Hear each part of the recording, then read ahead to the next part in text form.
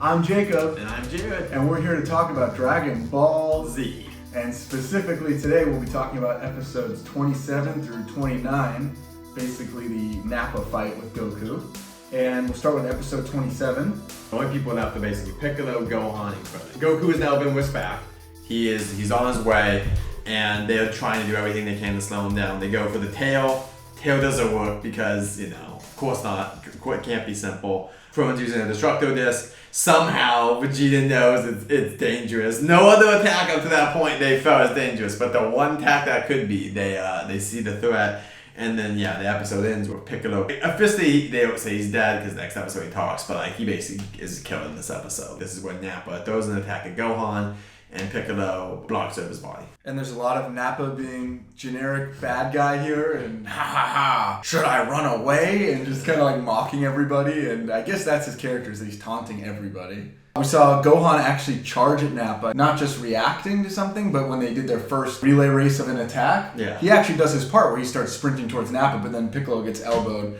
So he's out. So Gohan's up, but Gohan was kind of committed to the attack, which was interesting to see. I don't think he's been involved in an offense like that before. It's good, but there's a little bit of filler here. We gotta stretch this out because Goku's gotta come, and so they gotta cut back to the characters at the house and stuff like that. Why do you think Vegeta knew the Destructo Disc could be fatal? I think story-wise that's it, because I think that Toriyama, for whatever reason, even to this day, they don't get it. It just feels like only a handful of characters can have an actual impact on the story. They just want the moment that's coming up later where Goku just defeats a man and he can't be disabled. He has to be fully powerful. I think he might be... It's showing that Vegeta's a more intelligent enemy, and that he doesn't actually sense the power of the Destructor Disc, but he's reading the confidence in Krillin, maybe? So there's a psychological element that he can read the room, and he gets into that later, right? He knows Frieza's not using his full power. He can kind of read his opponent. Episode 28, this is the episode where Goku finally arrives. The next episode starts with black and white, where it's very manga-like. It's basically one-to-one to the manga. Piccolo jumping in front of Gohan, taking the blast, and it looks just like out of the manga. I'm pretty sure on purpose they do that, the black and white. They have to tell you why he does this. Piccolo, he loves Gohan like a son. Yeah, totally agree. The Piccolo martyrdom, it's a little bit different from Goku's, because Goku, when he dies from Raditz, he's intentionally saying, this is the whole point of the attack, strategically, I'll go here, I'll die, whatever. Piccolo's is pure instinct. He sees that attack, and it's just instinct, he runs towards it, and then it's a visceral... There's also a bad move, because honestly, if Gohan dies, you can just push him back with the Dragon Balls.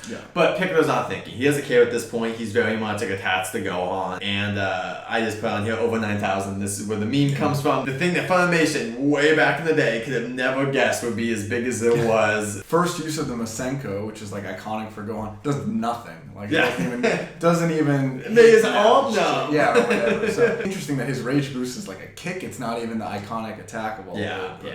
Alright, so let's talk about Goku's arrival. Is this how you remembered it? I think the next episode is what people really remember, though. I think the next episode has the moments that people think in their head when it's Nappa versus Goku. I don't remember Goku hovering above them during his arrival, that part, but I definitely remember him taking stock of the battle and walking around and surveying the scene of what had happened before he arrived. I remember vividly. And it reminds me a lot of The Man with No Name, the Clint Eastwood, obviously, iconic people in cinema. And just the way he doesn't even address the situation. Vegeta is taunting him, Nappa's taunting him. He doesn't even respond to them. He's just looking at his friends. He goes over to his son. I don't think he even says anything to Nappa and Vegeta for the first 5 minutes that he's at the scene. And then I love when he's walking towards Nappa. Total David and Goliath energy, which I think they do even more when he's carrying Nappa over his head. And maybe let's go into episode 29, which is, like you said, the real fight between them.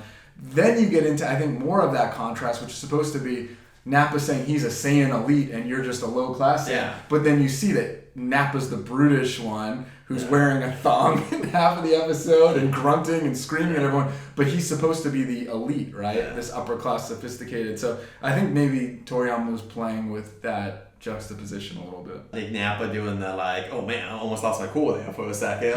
He's just he just gets so angry about everything, and then Goku just completely destroys everything. This is filler. It's not in the manga of where he does all these attacks in the air and like it's a stretch out the fight. Once again, they could have just ended Nappa quickly, like in the manga. I think that they just wanted to have him have one more episode. Okay, he just beats him in one attack almost, like basically he hits him in the back, which is also making a joke about commenting if you're older. You know, when you're a kid, you're like, no, not gonna happen. If you've ever had any kind of back injury, you understand how out you are, and Goku just basically broke this man's back. I mean, he's out, and that Vegeta destroys him and stuff. And I was saying that I would love to talk to Toriyama about what his thought process on that was, and the fact that, like, it doesn't really make sense lore-wise for Vegeta. 9 and 3 Saiyans left, and he kills one of them, and you could say, well, you know, he doesn't want weaklings. Like, well, yeah, but he still could have been used as, like, someone who could repopulate the population. Like, what? It's just this weird thing of him wanting to be Prince of the Saiyans, but there's no Saiyans left to rule. Like what? Why would he kill him? Especially considering, I mean, you told the lore that this man raised Vegeta, was his babysitter in a sense, and Nappa's basically his bodyguard when they're growing up. And so I'll throw a theory out there. I do think, because Vegeta basically gives Nappa an order that, all right, you're embarrassing yourself, I'll fight him now. And then Nappa uses that as an opportunity to charge at the kid and Krillin. Maybe that Vegeta viewed that as like disobeying him, and so, I don't know, it seems more like a mercy killing thing when he actually does it, but maybe that set him over the edge. We needed to get rid of Nappa, I guess, from this series, and this was the only way that they could write it in. It's just weird to be so prideful about your home and then want to destroy everyone from it. But this is Vegeta 1.0. Like every other Piccolo's the same thing. Tien, all these characters always have to be just the most evil version of themselves back in the day, you know. Well, and Goku can't kill anyone unnecessarily, so it gives him an out from killing Nappa. Exactly.